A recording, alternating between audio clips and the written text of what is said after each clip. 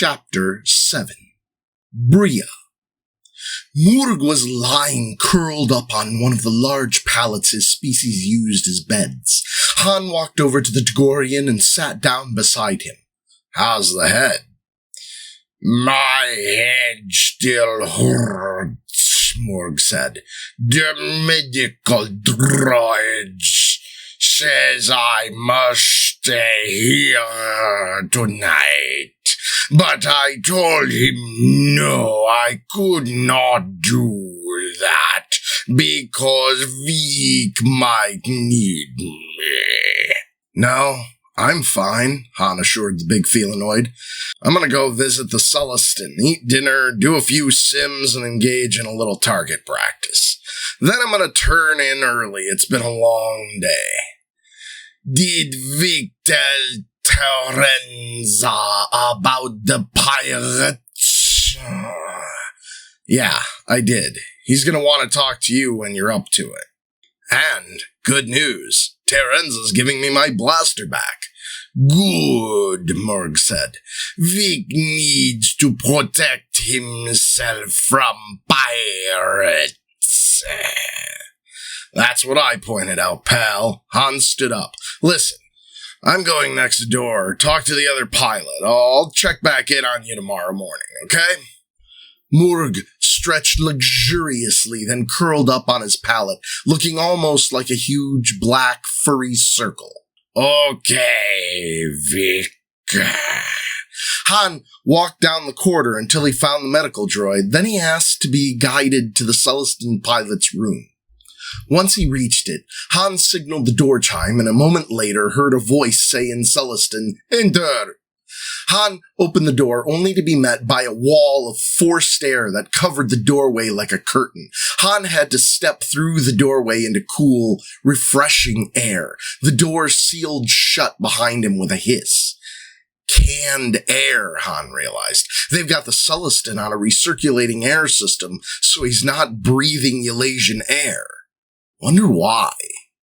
Jealous Nebel was sitting before an entertainment vid unit where a galactic news documentary was in progress. Han walked over and offered his hand to the big-eyed, droopy-jowled being.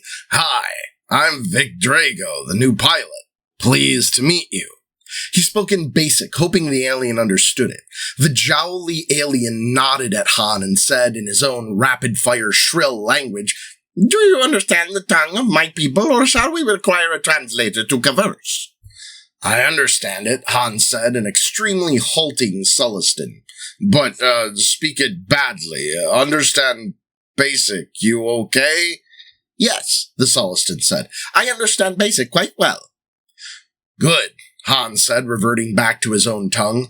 "Mind if I sit down?" "Please do so," the pilot answered. "I have been wishing to speak with you for some time. But I have been quite ill and, as you can see, confined to these few rooms where the air is specially filtered for me." Han sat down on a low bench and looked closely at the alien. He couldn't see any outward damage. "That's too bad, pal. What happened? Overwork?" The Celestin's small, wet mouth pursed unhappily. "Too many missions. Yes, too many storms I flew through. Too many almost crashes, my friend. One day, I woke and my hands," the Celestin held out his small, delicate hands with their narrow, oval claw nails. "My hands would not stop trembling. I could no longer handle the controls of my ship." The alien's already mournful expression grew even sadder. Han almost expected to see tears well up in those big, already wet eyes. Han looked at the alien's hands and saw that they were indeed shaking uncontrollably. He felt a mixture of dismay and pity. Poor guy. That'd be awful. "That's a bum deal, pal," he said. "Was it just, your nerves being shot or what?" "Pressure, yes," the Celestin agreed. "Too many missions, little rest over and over. Too many storms, but also too much hauling of glitter stim. Medical droid says I have bad reaction to it. Makes Jealous Nebel very sick indeed." Han shifted uncomfortably on the bench. "You mean you're allergic to glitter stim?" Yes, discovered this as soon as I began hauling it and tried to stay away from it, but it is in the very air of this world. Even locked in those vials, tiny traces escape to the air. When jealous Neville breathes it in over days, weeks, more than a planet year, causes bad effects. Muscle tremors, slowed reflexes, stomach is upset, breathing grows hard. So that's why they've got you confined to the infirmary with these filters running, Hans said, trying to get it out of your system. Correct. I want to fly again. Friend and fellow pilot Drago, you are one of few who can understand this, correct? Han thought of how he'd feel if he couldn't fly anymore, if he'd been so overworked and poisoned by spice exposure that his hands shook all the time, and he nodded. Hey, pal, he said sincerely. I'm really sorry. I hope you'll be better soon. He lowered his voice and switched to Trader's argot. Understand you trader talk, friend? The Celestin nodded. Not speak, he replied, equally soft. But understand, fine. Han glanced up at the ceiling. Were the Elasians or their security monitoring this room? No way to be sure, but he hadn't met too many droids who could translate Trader's argot because it was a bastardized mix of a dozen or more tongues and several dialects with no fixed syntax. He waved up the volume on the newscast higher and higher, then mouthed, barely making any sound. Friend pilot, when hands grow steady, then if me you not say farewell, just fly off bad spice world. Quick. Understand? The Celestin nodded. Han lowered the volume slightly, then went on as if nothing had happened. I got attacked by pirates the other day. The Celestin leaned forward. What happened?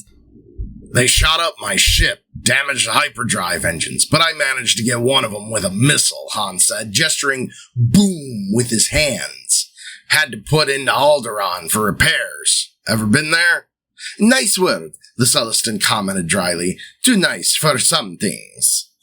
Tell me about it, Han said with feeling. Anyway, when I came back here, Terenza had 100 questions about what kinds of ships the pirates were in, why they didn't fire warning shots or try to commandeer the Dream, stuff like that. I got the distinct impression that there was more to this attack than just a random pirate raid. For one thing, they were waiting for me at the rendezvous point. How'd they find out those coordinates? Ah, said Jealous Nibble. There may be indeed much behind this attack, pilot.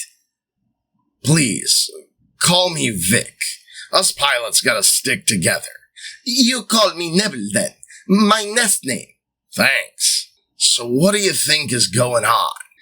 I believe that the Zlandatil are worried that these pirate vessels may instead be from Nal Hutta, hot dispatch ships masquerading as pirates. Han whistled softly. By all the minions of Zendor, that takes the cake. The Hutts are fighting against each other? It's not hard to believe if you have ever spent time among Hutts, Neville said dryly. Hutt alliances are made and broken on the spin of a credit coin. Hutt loyalty melts away in the face of loss of profit or power, you know. I'm beginning to see a pattern here, Han said, shifting uneasily on the hard bench, thinking of how close he'd come to being cosmic dust. There are factions of Hutts on Nal Hutta? Oh, yes. One family or clan will gain power and wealth only to fall when another family plots their demise. It is no wonder that Hutts are the most distrustful of sentients. Being a food taster for a Hutt is most likely a job of short duration, Vic. It is very difficult to poison a Hutt, but that does not stop assassins from trying it and occasionally succeeding. And the clans are not above using missiles, assassins, or ground troops to accomplish their goals. But the Hutts are the ones who are really running this place, Han pointed out. Ah, you saw Zaval, then. If that's the bloated son of a gun who rides around that repulsor sled, I sure did. Haven't had the honor yet of meeting him face to face. Pray you never do, Vic. The Val, like most huts, is not easy to please.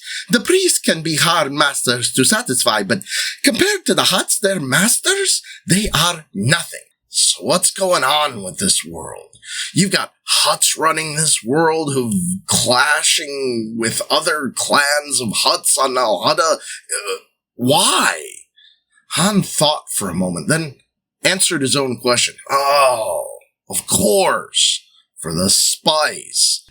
Naturally, the huts in the Talanda Till, their caretakers, profit in two ways from Eulalia. First, there is the processed spice, but the Eurasian huts must buy their spice from other hut families who provide the raw materials. Have you ever heard of Giliak or of Jabba?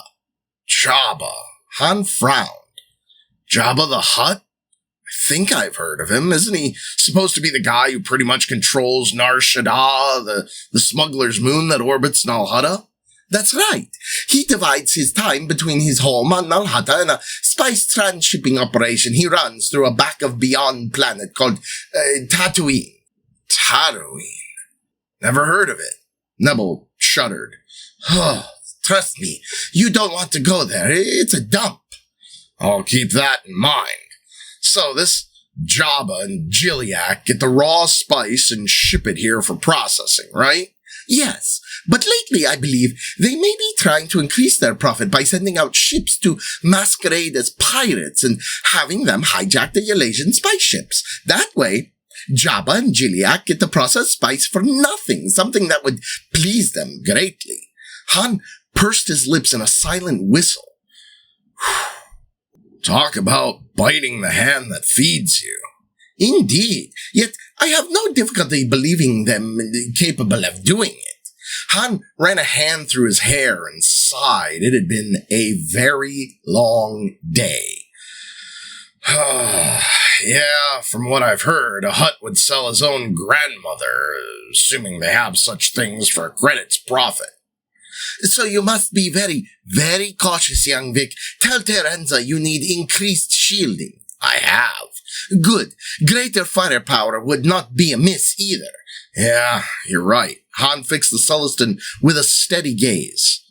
Nebel, since we're talking frankly here, tell me something. There ain't nothing to this religion thing the priests are pushing at these pilgrims, is there? I do not believe so, Vic, but I do understand exactly what the exaltation is. I am not a believer, so I have never felt it, but judging by the way the pilgrims react, it has a more intoxicating effect than any dose of spice. Yeah, it packs a wallop all right, Han agreed. What I'm figuring is that this whole setup on Eulalia is just one big scam to get their lousy spice processed cheap. This is not their only motive, Vic. Do you remember that I said there were two ways that the priests and the huts profit from these colonies? Yeah, Han said. So go on. What's the second way? Slaves, Nebel said bluntly. Trained, compliant slaves. The Eurasians export the pilgrims from the spice factories when they consider them fully trained, all will to resist removed. They are taken to other worlds and sold. Their places in the factories are taken by fresh shipments of pilgrims. And the slaves are too cowed and brainwashed to complain or tell the truth about Eulalia and what's waiting for the pilgrims here, Han asked. Certainly. And even if they did talk, who listens to a slave? And if the slave gets too noisy, Mebel made a sudden, unmistakable hand across throat gesture. Silencing a slave is easy. Han was thinking about 921. She said she'd been on Eulalia nearly a year. How long do they keep them before they ship the slaves out, and where do they send them? A year is standard. They send many of the strong ones to Kessel to work in the spice mines. Nobody ever gets off Kessel alive, you know.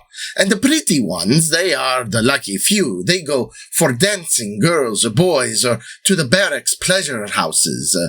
An undignified life, perhaps, but far easier than slaving and dying in the mines. Nebel was watching Han intently out of his wet, luminous eyes. Why do you ask? Is there a particular slave that matters to you? Well, kinda, Han admitted. She works in the glitter stem factory down on the deepest level. She's been there close to a year. If you care for her, you should get her out of there, Vic, the Celestin said. The death rates for the glitter stem workers are very high. The spice cuts them, and then the fungi get into their bloodstreams and... He made a tossing away gesture with his fingers. Get her out of there. Being shipped off-world as a slave is her only hope. Off-world? Han fought back, a stab of fear at the thought that he might never see Pilgrim 921 again. What? Am I supposed to hope that she gets shipped out to some barracks pleasure house to be a plaything for bored Imperial troops? Better that than a miserable death from slow blood poisoning. Han was thinking fast, and he didn't like what he was thinking. Listen, Neville, I'm glad we got to talk. I'll come back and visit again sometime. Right now, there's something I've got to do. The alien nodded kindly. I quite understand, Vic. Once again, Han realized the short Eurasian day was definitely waning. The pilgrims would be at evening devotions. If he hurried, he might be able to catch up with 921 and have a few words with her. He had to figure out some way to get her out of that factory and yet keep her here on Eurasia. Despite the wet heat and the fine drizzle that was falling, Han began to jog through the jungle up the familiar path. His breath burned in his chest after the first 5 minutes or so, but he refused to slow down. He just had to see 921's face, reassure himself she was still here on Eurasia. What if she'd been shipped off-world? He'd never find her. Never! Han felt panic nibble at the edges of his mind and cursed himself in every language he knew. What has gotten into you, Solo? You've got to get a hold of yourself. Things are going good for you here on Eurasia. At the end of the year, you'll have a stack of credits waiting in an account on Coruscant. Now is not the time to lose your head over some crazy religious fanatic. Get over it.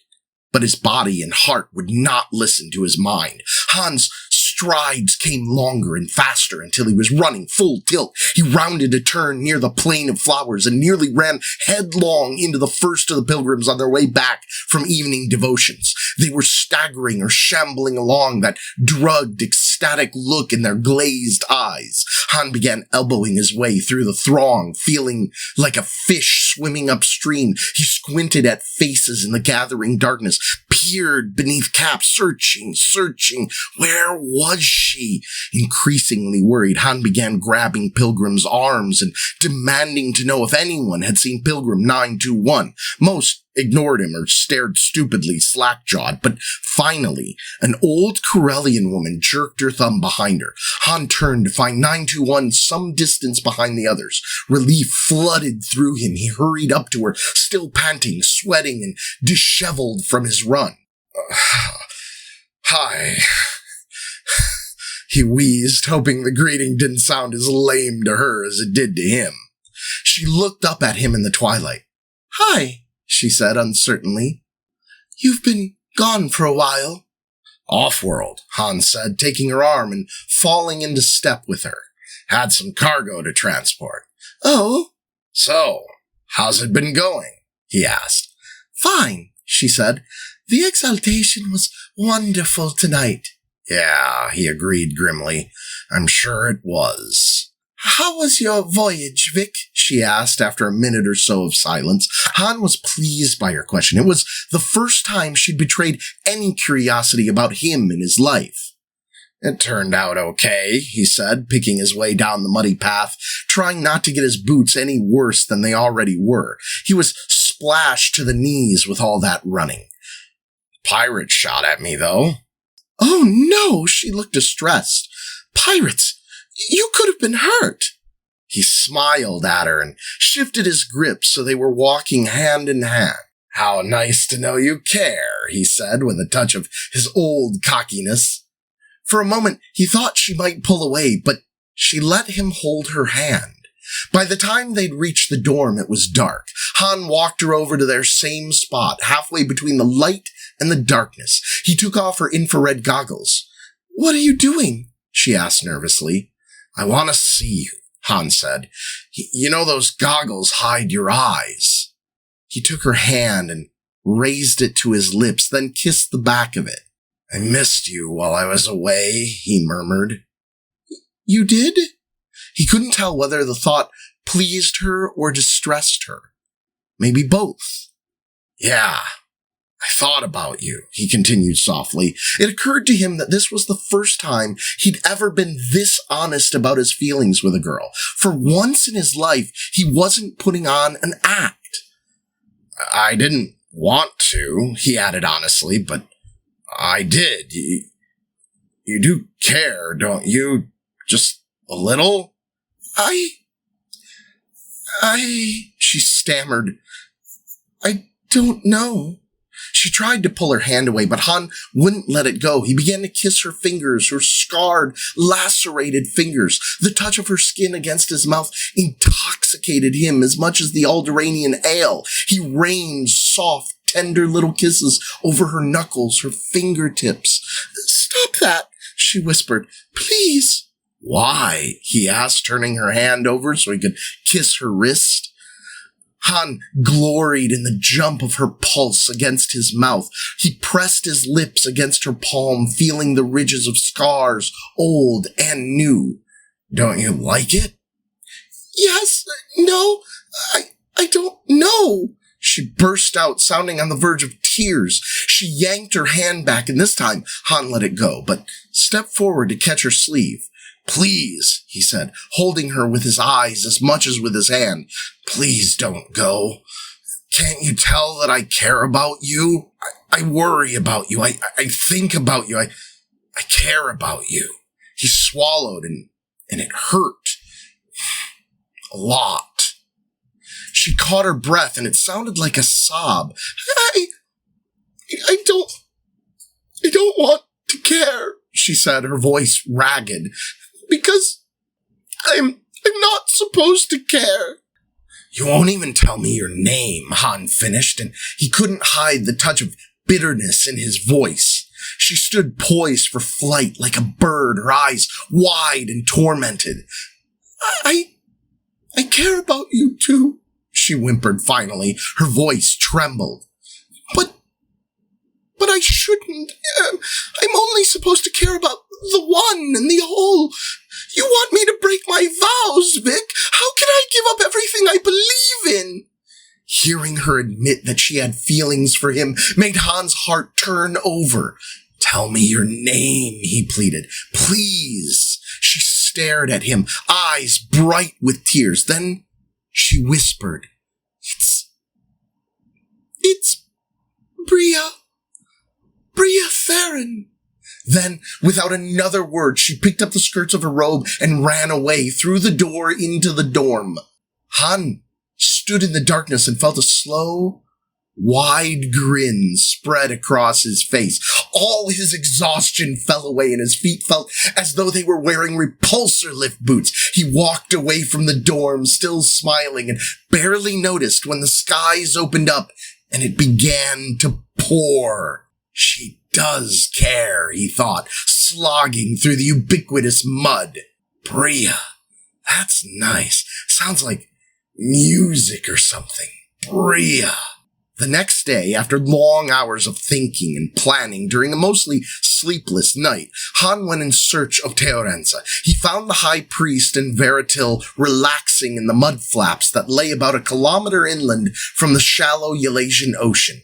Both priests lounged at their ease, immersed in warm red mud up to their massive flanks. Occasionally, one or the other would roll over and thrash a bit to cover an area that had dried out. The two Gamorreans on guard duty looked positively envious of their masters. Han, on the other hand, came close enough to the mud wallow to catch a whiff and grimaced. Oh, smells like something died last week. The Corellian stood balancing precariously on the bank and waved to get Teorenza's attention.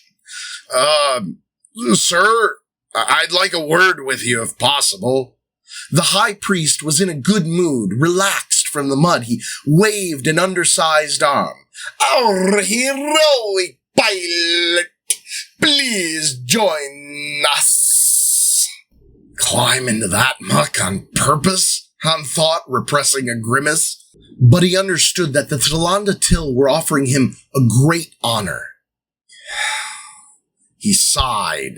When Terenza beckoned to him again, Han grinned and waved back genially. He unfastened his gun belt, letting his newly reclaimed blaster in its holster slip to the ground. After yanking off his boots, he unsealed his pilot's coverall and stepped out of it, leaving him clad only in his shorts. Carefully, he placed his belt pouch atop the pile with the open end facing the mud hole. Then, with a grimace that he tried to turn into a smile, the Corellian stepped off the bank. Red mud oozed up his legs, and for a second, Han nearly panicked, picturing himself sinking completely out of sight. But there was solid ground beneath the mud. Waving and smiling at the two Tlalanda Till, Han grimly waded out until he was slithering in mud up to his thighs. "Isn't this wonderful?" Veritil asked, generously catching up a huge blob of mud and slathering Han's back. "Nothing in this galaxy beats a good mud bath." Han nodded vigorously. "Yeah, great. I suggest you go for a roll," Terenza boomed. "That always refreshes me after the stresses of everyday life. Try it." Sure, Han agreed, smiling through clenched teeth. "A good roll sounds like just the thing." Gingerly, he lowered himself into the mud with a great slosh and splat. He rolled completely over in the slimy, oozing stuff. It didn't help his mood to notice that there were long, white worms inhabiting the mud. Han assumed they weren't carnivorous, or the priest wouldn't be having such a wonderful time. "Bria, honey, I hope you appreciate this," he thought as he completed his roll and sat back up, coated now from the neck down. "Wonderful," he said loudly, "so squishy." "So, Pilot Drago, why do you wish to speak with me?" Terenza asked as the high priest languidly settled deeper into the wallow. I think I may have solved your problem, sir. The problem of how to take care of your collection, that is." Terenza's massive head swiveled on his almost non-existent neck. "Really? How?" I've made friends with one of the pilgrims, a young woman from my homeworld. Before she came here to be a pilgrim, she was studying to be a museum curator, and she knows a lot about caring for rare things, antiques, collectibles, stuff like that. I'll bet she could properly catalog and care for the stuff in your collection." Terenza listened intently. Then the high priest sat back on his haunches, mud squishing up around him. "I had no idea any of our pilgrims had such training. Perhaps I will interview this one. What is her designation?" She's Pilgrim 921, sir." "And where does she work?" In the Glitterstim factory, sir." "How long has she been here on Yeleja?" "Almost a year, sir." Terenza turned to Veritil, and the two priests began talking in their own language. I gotta learn their lingo for myself, Han thought. He'd found a language program to teach elementary Huttese and been studying that for the past month, but he'd been unable to locate any translation guides or programs for learning the Tlalanda Till language. He strained his ears, hoping to be able to decipher what the priests were saying, but Tlalanda Till was apparently sufficiently different from Huttese to make it impossible for him to understand anything. Turning back to Han, Veritil said, "This Pilgrim 921, would you say she's attractive?" as your species measures attractiveness? For example, do you find her appealing as a potential sexual partner? Deep in the mud, Han crossed his fingers. No, sir. To be frank, sir, she's so ugly that if I had a pet with a face that homely, I'd make it walk backward. When they heard Han's words, both priests guffawed and slapped their arms across their chests, which was apparently their species' way of paying tribute to a witty turn of phrase. Very good, Pilot Drago, Terence boomed. You are indeed a sharp fellow, and I shall investigate this young woman. He sloshed around a bit, letting the mud slop up around his huge flanks. He sighed with pleasure. Veritil, Han squirmed around in the mud until he was facing the sacred hut. I've got something I'm curious about. Mind if I ask you a question? Not at all, the younger priest said. How do you guys do that thing you do with the pilgrims each night at the devotion? What do they call the exaltation? It sure packs a wallop, whatever it is. The exaltation, Veritil chuckled, a low, booming sound. That moment of rapture the pilgrims regard as a divine gift. Right, Han said. I've never been able to experience it, he admitted. Because I've fought it as hard as I can, he added silently, because the last thing I want is some critter as ugly as you giving me jolts in my pleasure. That is because you are a strong-minded individual, Pilot Drago, Veritil said. Our pilgrims come to us because they are not strong-minded. They are weak and looking for guidance, and their diets are designed to make them even more malleable. Terenza spoke up.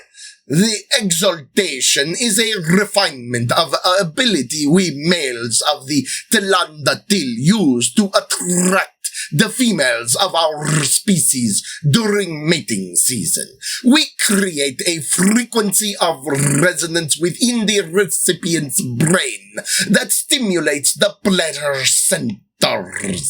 The humming vibration is produced by air flowing over the cilia in our neck pouches when we inflate them. Our females find it irresistible.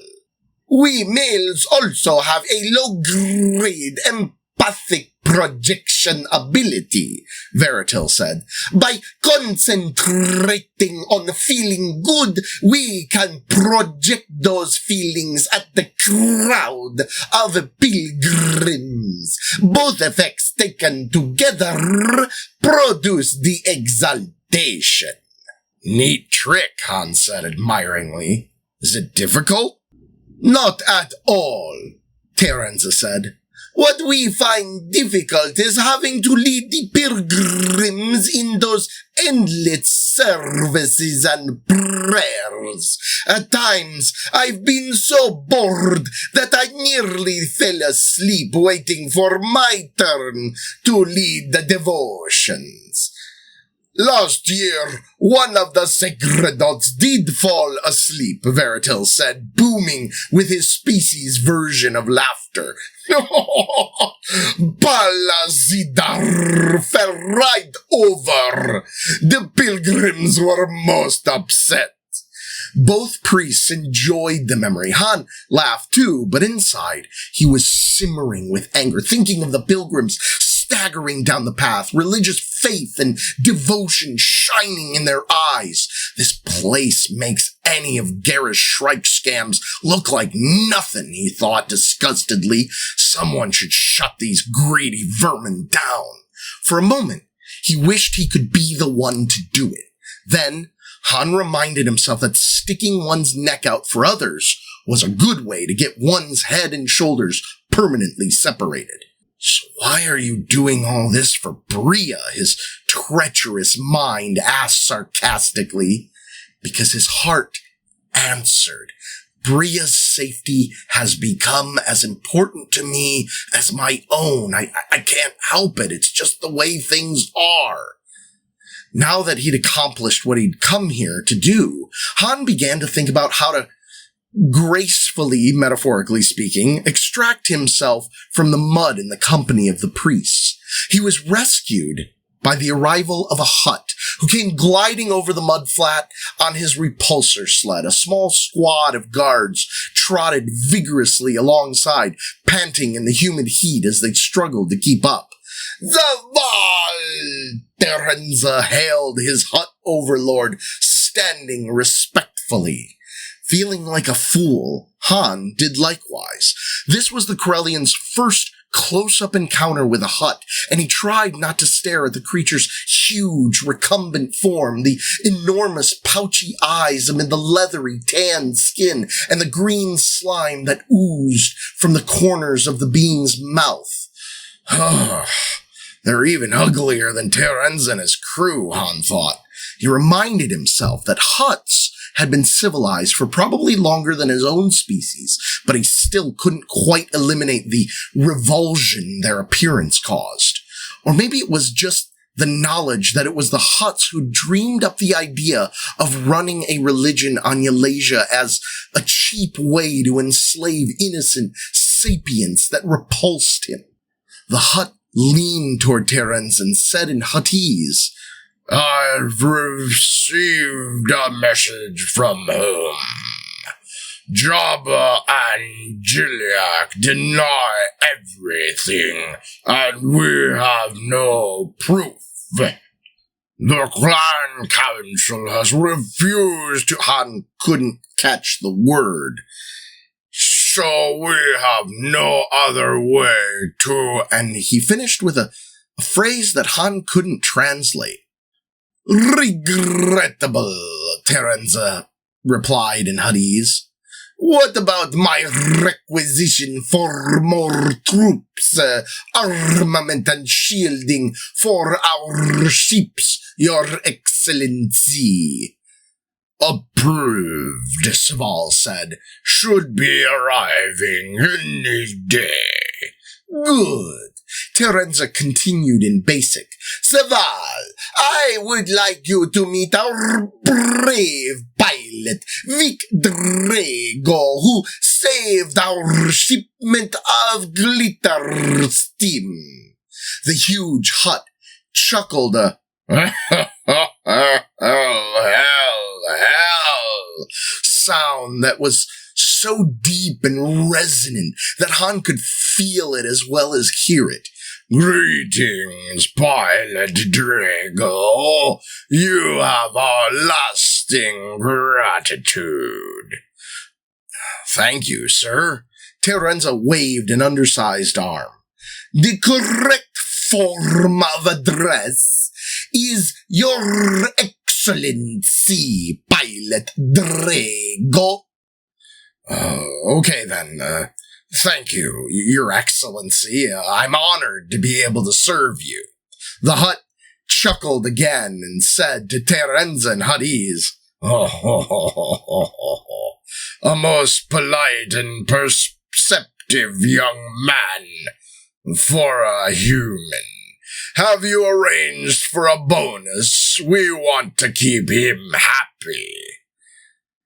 "Yes, I have, Your Excellency," Terenza replied. Han, of course, did not let on that he'd understood any of the exchanges in Huttese. Good, Zaval said. Han stood watching as the alien turned his repulsor lift sled and glided away. Terenza and Veritil began slogging their way out of the mud with grunts of effort. The High Priest addressed Han in Basic. "His Excellency is pleased with your performance, pilot." Has the factory foreman informed you as to when the next shipment will be ready for transport? Han, too, was squishing his way toward the bank. He said that at the end of the week, sir. In the meantime, there are 2 shipments of pilgrims due in at the space station. One tomorrow, one the day after. Good. We don't want to be short-handed in the factories. Once back on the bank, Han scooped up his clothes, then turned east and gestured in the direction of the ocean, a kilometer away. I think I'll walk over and rinse off, he said, before I get dressed. Ah, yes, said Veritil. We use the mud as a cleansing agent, but it does not cling to our skins the way it appears to cling to yours. Once dry, all we need to do is shake. He gave a pronounced shudder and dust rose in clouds. And it all flakes away, as you can see. Yeah, I see that, Han said, but I'll have to use water to rinse. Be careful not to go too far into the ocean, Pilot Drago, Terenza cautioned. Some of the denizens of the Eurasian oceans are quite large and very hungry. Yes, sir, Han said. Holding his clothes and boots away from his red, mud-covered body, Han began picking his way barefoot toward the ocean. He couldn't see it yet because of a ridge of sand dunes, but he could smell the warm, brackish water. When he reached it, a short time later, he cautiously ventured out, knee-deep, and then squatted down to let the pounding surf slush over him. Again and again, the waves washed over the Corellian, rinsing away all the traces of the red muck. Then Han went over to the sandy shore, found a smooth patch, and stretched out to dry. He felt the dim Eurasian sun beating down on him, drying him, leaving his hair salt-stiffened and tousled. But anything's better than that mud, he thought drowsily. He was almost asleep when Han jerked awake, remembering something he'd forgotten. He got to his feet, walked over to his clothes, then fumbled with his belt pouch. Looking carefully around before he did so, he withdrew the tiny audio log recording device he'd borrowed from the Eurasian dream, and seeing that it was still running, turned it off with a decisive snap. Satisfied that he'd successfully recorded the entire exchange between himself and the Eurasian priests, Han walked back to his spot, lay down on the warm sand, and took a well-deserved nap.